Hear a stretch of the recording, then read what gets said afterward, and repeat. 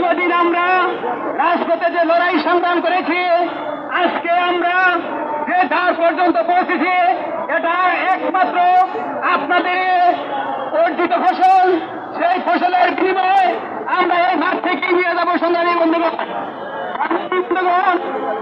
আপনারা যে কর্মসূচি এখানে দেখিয়েছেন, আমার মনে হয় মাননীয় সমাজ কল্যাণ মন্ত্রণালয় যদি তাদের কার্যক্রমে পুরো ব্যত্যয় ঘটে, ইনশাআল্লাহ আগামী দিন এর থেকে বৃহৎ কর্মসূচি প্রতিবন্ধী বিদ্যালয় সমন্বয় পরিষদ।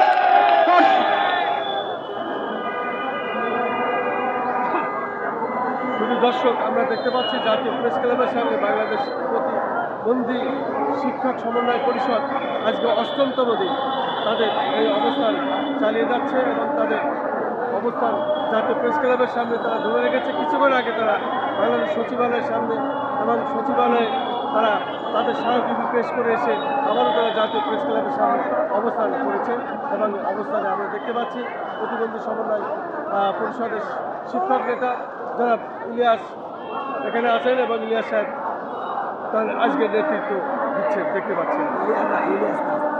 আজকে ইলিয়াস খান বিশেষ করে বাংলাদেশ প্রতিবন্ধী শিক্ষক সমন্বয় পরিষদের নেতা ইলিয়াস খান সে তার নেতৃত্ব দিয়ে যাচ্ছেন।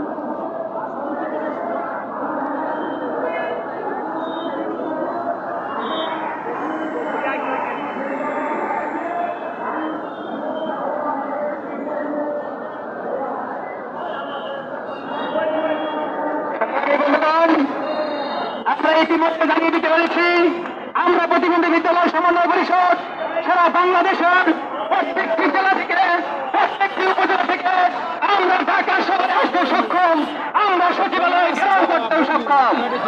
আগামী দিনে যদি আমাদের দাবি মেনে নিতে তাদের কষ্ট হয়, আমাদের কিন্তু সচিবালয় ঘেরাও করতে আর কষ্ট হবে না ইনশাআল্লাহ। আমরা আমাদের দাবি মেনে নেওয়ার জন্য আমরা সচিবালয় ঘেরাও করব। যদি সেখানে আমরা না পাই, আমরা যমুনা অভিমুখে যাত্রা করব। আমরা আমাদের দাবি না নিয়ে এই প্রেস ক্লাব চত্বর থাকছি না। তারা বলছে তাদের দাবি আদায় না হলে তারা এই প্রেস ক্লাব এবং লাগাতার তাদের অবস্থান চলবে, সেটাই জানিয়ে যাচ্ছে জাতীয় প্রেস ক্লাবের সামনে থেকে।